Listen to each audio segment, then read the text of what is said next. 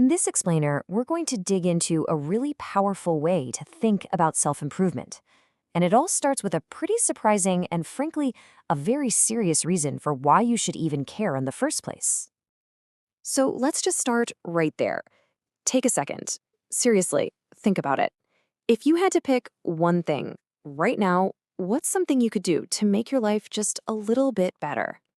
Okay, hold on to that thought. Because before we get into all the how-to stuff, the philosophy we're looking at today says there's a much, much deeper question we've got to face first.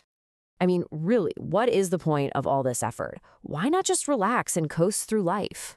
Why should any of us put in the hard work that it takes to actually improve? And this is the answer. And it's not some feel-good motivational poster quote. The argument is that improving yourself is a fundamental strategy against unnecessary suffering. For you, yeah, but also for everyone else in your life. So, the whole foundation of this idea isn't about chasing some vague idea of happiness. It's about looking at the reality of pain, straight in the face, and doing what you can to minimize the part of it that is totally avoidable. And that's a powerful thought, isn't it? The idea that disorder in your life, it has a real cost. It creates friction and chaos and ultimately suffering that just didn't need to happen. And you're not the only one who pays that price. Everyone around you does too. Think about it like this. When you're in real pain, you don't sit around debating whether or not it exists. It's just there. And that experience is an incredible motivator. So the whole point of getting your act together is to try and reduce the amount of that pointless suffering in the world. Okay, so we've established the why. It's a big, serious reason. But what about the how? I mean, where do you possibly begin? Well, the advice is actually surprisingly simple and concrete. You start with what's right in front of you. This is just a brilliant little psychological trick. It takes this huge, overwhelming idea, get my life in order, and shrinks it down to something you can actually do. And notice, it's not a command. You're not ordering yourself around. You're asking a genuine question, and then you just listen for the answer. And believe me, things will pop out.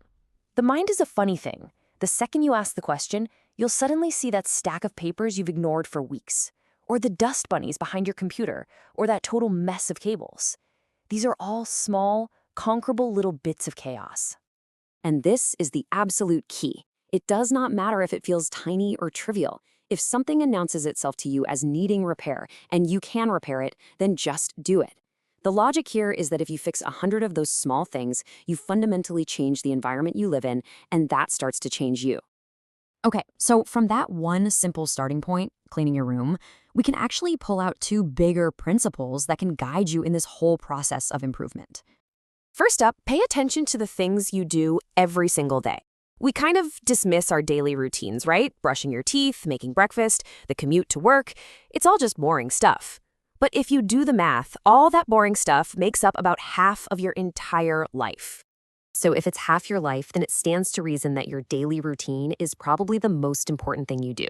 Making a tiny 1% improvement to a habit you have every single day is going to have a way bigger impact than some huge effort on something you only do once a year. The second principle is all about humility. You have to know what problems are yours to fix. For example, you absolutely can solve the problem of tangled cables on your desk, but you almost certainly cannot, by yourself, solve the incredibly complex problem of a person with severe mental illness on the street. Trying to fix things that are way outside your ability is just a recipe for making everything worse. And now, this is where things get really, really interesting. We've talked about the why and the how. But now we're going to look at the deep psychological engine that makes all of this work, and it has everything to do with how we actually see the world. This is a wild idea, but stick with me. The claim is that you don't just passively see what's there, like a camera taking a picture. Your brain actively filters and organizes reality for you based on your goals. The world literally looks different to you depending on what you're trying to do. To really get this, let's talk about a classic psychology experiment. Imagine I show you a quick video. You've got people in white shirts and people in black shirts passing basketballs around. And your job is simple. Just count the number of passes made by the team in white. So you're focusing, you're counting, you're really paying attention, and at the end, you have your number. You completed the task, you achieved your aim. Because for almost everyone who does this for the first time, they miss something amazing. Right in the middle of all those players, a person in a full gorilla suit walks into the shot, beats their chest, and then walks off. And because you were so focused on counting passes, your brain literally deleted the gorilla from your reality. You never saw it. That invisible gorilla isn't just a fun party trick. It's a powerful, powerful demonstration of a fundamental truth about how your mind works. So here's the crucial takeaway. You see what you aim at. Your goals, your intentions, they literally act as a filter on reality. This is exactly what happens when you decide to clean your room. The moment your aim becomes find something to fix, those messy cables and dusty corners that were completely invisible before suddenly appear. They become your gorillas. And the implications of this are just staggering. First, it means you have to be incredibly careful what you aim at, because that will literally determine the world that you see and live in. Second, this isn't magical thinking. Random, terrible things can still happen. But even in all that randomness, your aim determines which opportunities for order and which obstacles you are even capable of seeing.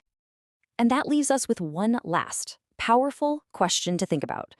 If you look around at your life and the world just seems to be overwhelmingly negative, painful, and chaotic, it is at least worth asking yourself, is it possible I'm just aiming at the wrong thing?